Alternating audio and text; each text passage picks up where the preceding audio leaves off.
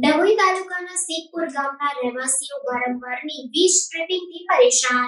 ડભોઈ તાલુકાના સિદ્ધપુર ગામના રહેવાસીઓ વારંવારની વીજ ટ્રિપિંગથી પરેશાન. રોષે ભરાયેલા ગ્રામજનોએ સબ સ્ટેશન ખાતે પહોંચી કર્યું હલ્લાબોલ. કર્મચારીઓ વિરુદ્ધ કર્યો સૂત્રોચ્ચાર. મોટી સંખ્યામાં મહિલા તથા પુરુષો 66 કેવી સબ સ્ટેશન ખાતે ધસી આવ્યા.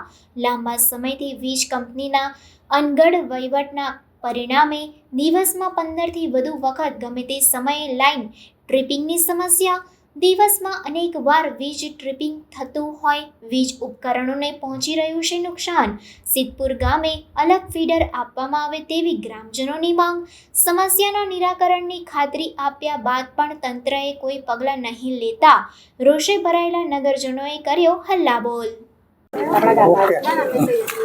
જ્યારથી સિદ્ધપુર ગામમાં સબસ્ટેશન બન્યું ત્યારથી તે દિવસે અમને શરત કરેલી કે તમારા ગામમાં અલગ ફીડર આપવામાં આવશે, લાઇટ સેટ પણ ટ્રિપિંગ થાય નહીં. પણ એ પ્રોબ્લેમ સોલ્વ થયો નથી. 4 મહિનાથી એક ધાર્યું ટ્રિપિંગ રોજનું 40 થી 45 વાર ટ્રિપિંગ થાય છે. કાલે રાત્રે પણ 11 સવારના 5 વાગ્યાથી રાત સુધીમાં 40 વાર ટિપિંગ થયું.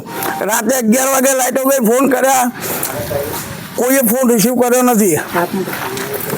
અધિકારી શું કહે છે? અધિકારીઓને પહેલા પણ અમે ગયેલા, જીબી 2 વાર ગયેલા, તો 15 દિવસની મુદત આપેલી. 15 દિવસની ઉપર 1.5 મહિનો થવા આવ્યો.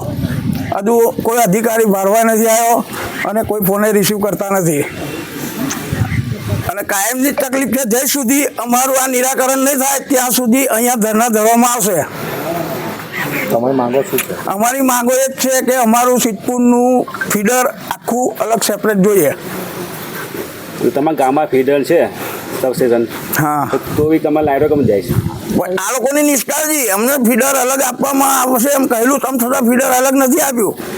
11 ગામોની વચ્ચે અમારું કનેક્શન છે ડભોઈ, અને પાવર પણ ઓછો પડે છે. લાઇટ ડીમ ફૂલ જ થાય છે. હજી કેટલા ગામોની લાઈટો છે? 11 ગામોની લાઇટ છે. કયા તો હવે સિદ્ધપુર, ચનવાડા, ધરમપુરી, માંગરોળ, નવી માંગરોળ, કરનેટ, બોરિયાદ, વઢવાણા, ધરમપુરી. આ સબ સ્ટેશન જ્યારથી બનાવ્યું છે ત્યારે પહેલાં અમને આવું કીધું હતું કે અહીં સબસ્ટેશન બનશે તો તમારા ગામમાં લાઇટો ના જાય, તમને સેપરેટ લાઇટ મળશે. પણ એના છતાં અમારા ગામમાં એટલી બધી લાઇટો જાય છે. છેલ્લા 4 મહિનાથી અમને એટલું પ્રોબ્લેમ થાય છે. વારે ઘડી લાઇટો જતી રહે છે. અને એના થકી આમાં છોકરાઓને, બધા ગયડાઓને બધાને એટલું અઘરું પડે. રાતે હોય લાઇટો જાય, એરું ઝંઝર આવે તો એનું અમે શું કરવાનું? સાપ આવે, વીછી આવે, બધા ઘરમાં પી જાય. છોકરાઓને બહાર નીકળવાનું કેટલું અઘરું પડે છે. અને ઉપરથી સવારે લાઇટ જતી તો છોકરાઓને અમે ટિફિન વગેરે કેવી રીતે બનાવી આપવાનું?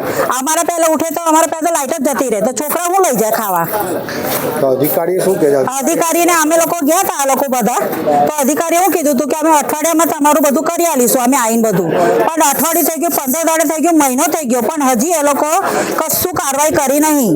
કશી એટલે કશીને કંઈ જોવા નહીં આવતા હજી અમને કે લાઇટો બંધ છે. કાલે હોય અને 2-4 દાડાથી અમને એટલું બધું તકલીફ પડી રહ્યો છે કે એટલી લાઇટો જાય છે. 5-5 મિનિટે લાઇટો જાય છે. અમારી ટીવી, ફ્રીજ, એસી આ બધી વસ્તુ બગડે ના, ઘરે 5-5 મિનિટે આવી જાય કરે તો એ બધું વસ્તુ ભરપાઈ કોણ કરી આવશે? અમને જીબી વાળા કરી આવશે અમને બધું. આમાં ઘરનું કેટલું બધું સામાન હોય, કેટલું મિક્સર વગેરે બધું કેટલું ઉડી ગયું છે, એ કોણ કરી આવશે?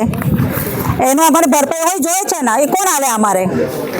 એટલે અમે જીબી વાળાને નિવેદન છે કે અમારે અમારું સેપરેટ અમારું કરી આપજો કનેક્શન.